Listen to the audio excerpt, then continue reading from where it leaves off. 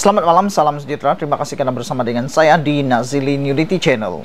Isu yang paling hangat pada petang ini ialah apabila kita digemparkan, Malaysia digemparkan dengan kemasukan ataupun perkara kesihatan Anwar Ibrahim. Dikabarkan bahwa Anwar Ibrahim menjalani pemeriksaan di Institut Jantung Negara. Itu sebab beliau tidak dapat hadir acara Taipusam. Perdana Menteri Anwar Ibrahim tidak dapat menghadiri sambutan Taipusam di Batu Caves hari ini kerana menjalani pemeriksaan kesihatan di IJN atau Institut Jantung Negara.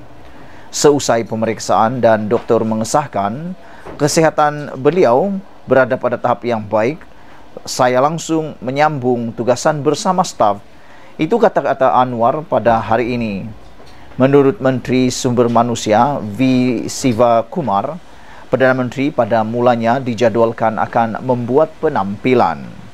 Namun, Anwar tidak dapat menghadiri sambutan itu.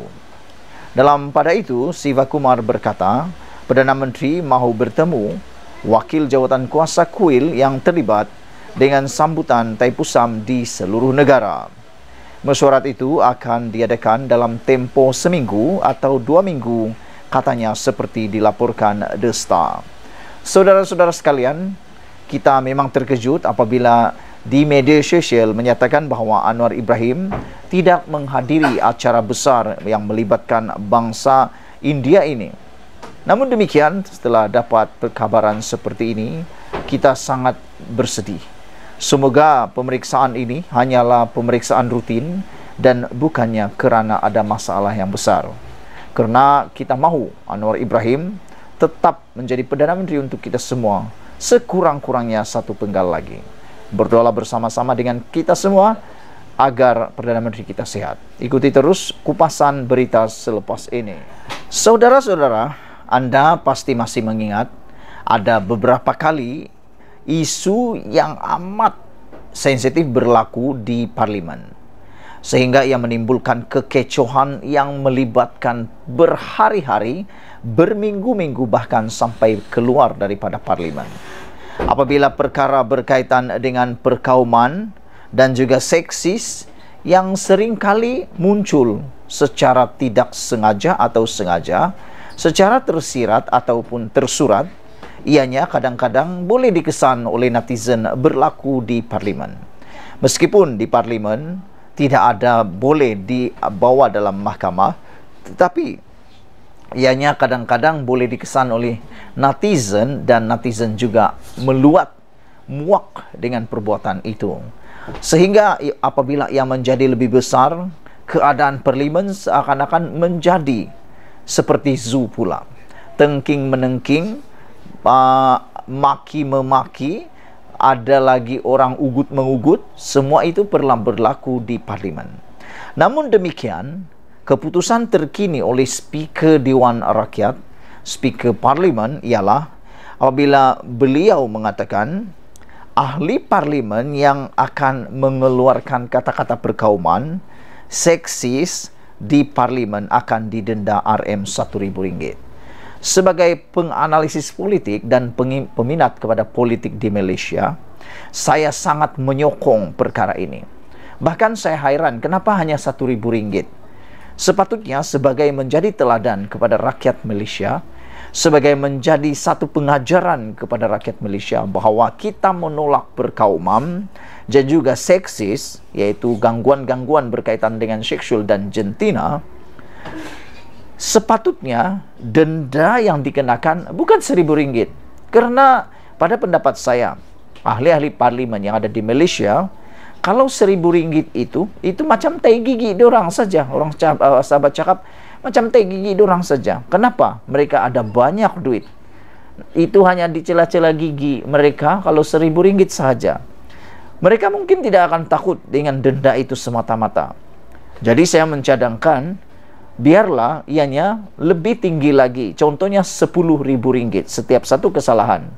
Kerana kalau tidak, ianya tidak akan ditakuti, ianya tidak akan dituruti. Dan yang paling penting, ia memberi isyarat kepada rakyat Malaysia, netizen khususnya, kita semua yang mengikuti Parlimen, menjadi isyarat kepada kita bahwa negara kita ini menolak perkauman dan juga seksis. Kita tahu bahwa negara ini berbilang kaum, juga mempunyai sentimen yang amat kuat dari segi agama. Jadi kita memang tolak, kita tak setuju langsung adanya unsur-unsur perkauman seksis, apalagi berlaku di parlimen. Kerana apabila ianya ada di parlimen, tentu saja menjadi persoalan kita bagaimana di bahagian bawah pula. Hari ini ahli parlimen yang mengeluarkan kenyataan berbau perkauman seksis atau menghina dalam persidangan Dewan Rakyat akan datang boleh didenda RM1.000 dan malah boleh digantung, kata Speaker Johari Abdul. Yang kita mahu ialah ini bukan hanya sekadar retorik semata-mata. Ini bukan hanya sekadar drama semata-mata. Yang kita mahu sebagai pemerhati politik dan juga rakyat Malaysia, kita mahu pelaksanaannya benar-benar dibuat. Ianya bukan sekadar hanya retorik dan bukan hanya sekadar ilusi semata-mata, tetapi ianya dilaksanakan sepenuhnya.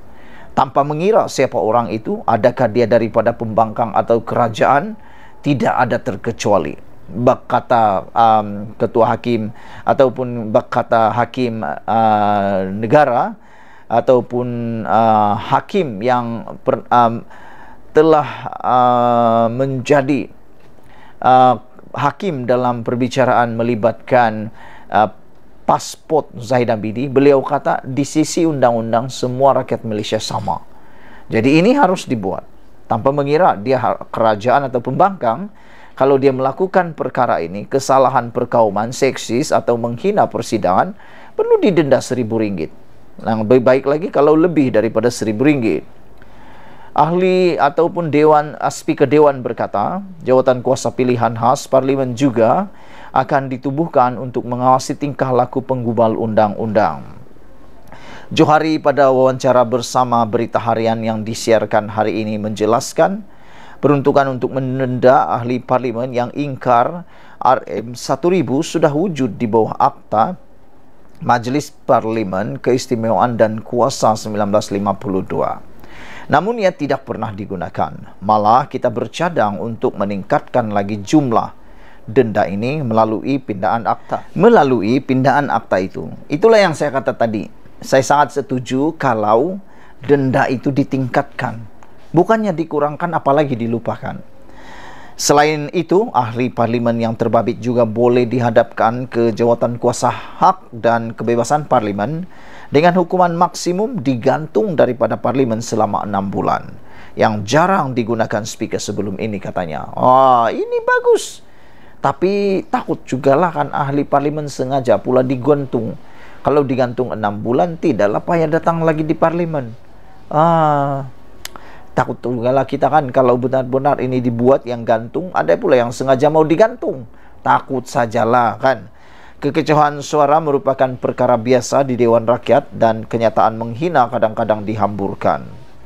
Terdapat juga ahli parlimen yang mengeluarkan kenyataan berbaur perkauman atau seksis. Menjadi amalan biasa untuk speaker meminta ahli parlimen memohon maaf atau menarik balik kenyataan mereka, walaupun ia kadang-kadang gagal mengatur kekecewaan tersebut.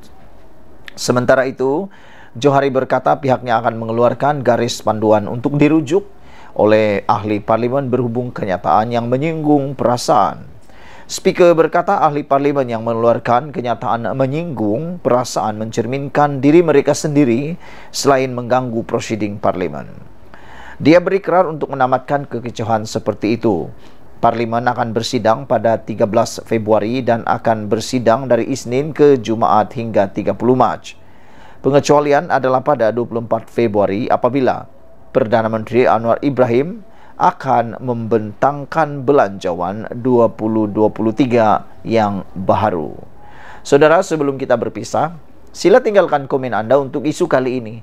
Adakah Anda juga seperti saya bersetuju dan menyokong tindakan Speaker Dewan Rakyat ini, yaitu mendenda ahli parlimen yang mengeluarkan kata-kata perkauman, seksis dan menghina sidang?